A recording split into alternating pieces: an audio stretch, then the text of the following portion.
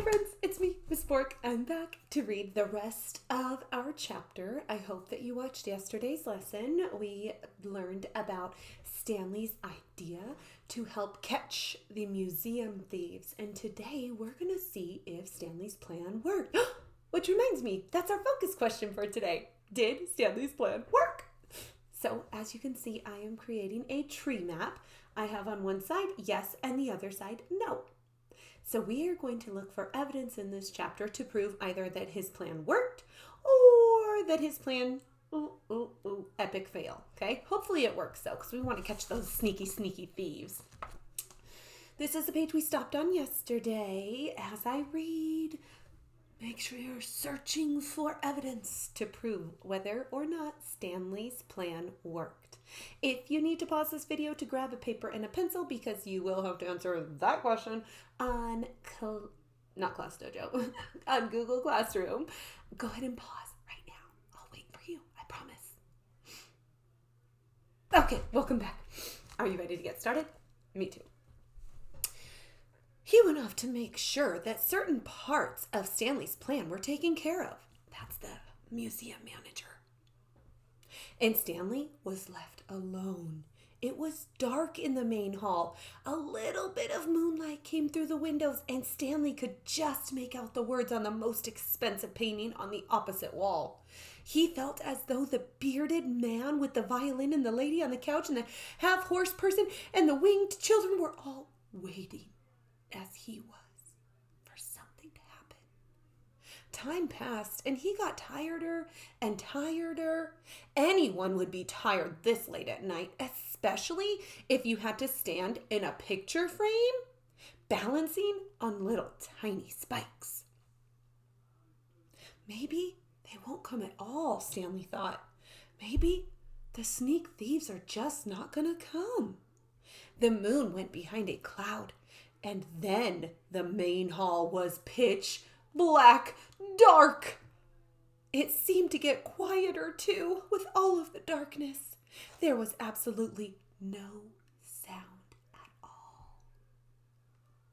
Stanley felt the hair on the back of his neck prickle beneath the golden curls of the wig.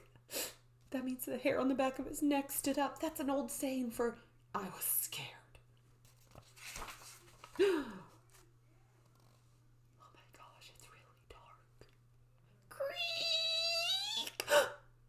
The creaking sound came from right out of the middle of the main hall, and even as he heard it, Stanley saw in the same place a tiny yellow glow of light. The creaking came again, and the glow got bigger. A trapdoor had opened in the floor, and two men came up through the hole in the hall. Stanley understood everything all at once. These must be the sneak thieves. They had a secret trapdoor entrance into the museum from the outside.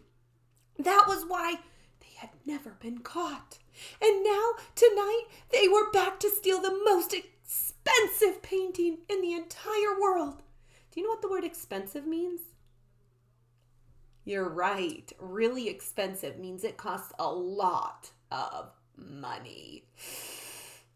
Expensive painting in the world. He held very still in his picture frame and he listened to the sneak thieves. "This is it, Max," said the first one. "This is where we art robbers pull a sensational job while the civilized community sleeps." "Right, Luther," said the other man.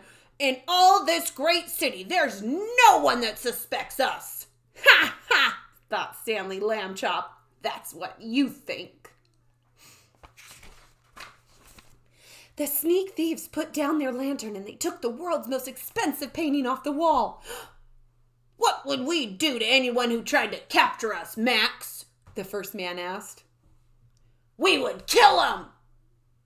"What else?" he replied to his friend. That was enough to frighten Stanley, and he was even more frightened when, oh my gosh, Luther came over and stared at him. "This sheep girl," Luther said. "I thought sheep girls were supposed to smile, Max." "This one looks scared." Oh my gosh. Just in time, Stanley managed to get a faraway look in his eyes again. And to sort of smile. You're crazy, Luther, Max said. She is smiling, and what a pretty little thing she is, too. They think Stanley's a pretty little girl. That's funny.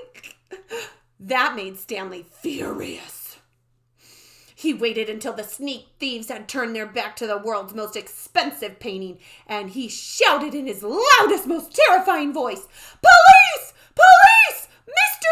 Dart! The sneak thieves are here!" Do you see Stanley? He sure is shouting. There are the two thieves. I wonder if his plan's gonna work. I hope they catch him. The sneak thieves looked at each other. "Max," said the first one. Oops, let me read that again. I didn't read far enough ahead, and I was supposed to say that quietly. "Max," said the first one in a very quiet voice. "I think I heard the sheep girl yell." "I think I did too," said Max in a very quivery voice. "Oh boy! Yelling pictures! We both need to get some rest."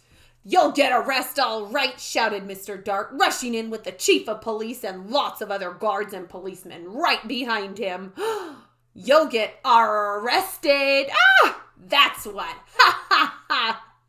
The sneak thieves were too mixed up by Mr. Dart's joke and too frightened by the policemen to put up a fight. Before they knew it, they had been handcuffed and led away to jail. The next morning, in the office of the chief of police, Stanley Lambchop got a medal. The day after, his picture was in the newspaper. So what do you think, guys? Do you think that Stanley's plan worked? I do too, but we need some evidence on our tree map to prove that yes, his plan worked. What can we write down? You're right, they got arrested. Let's add it here. Arrested. That's how they wrote it in the book. That's one piece of evidence to prove that his plan worked. What else can we say?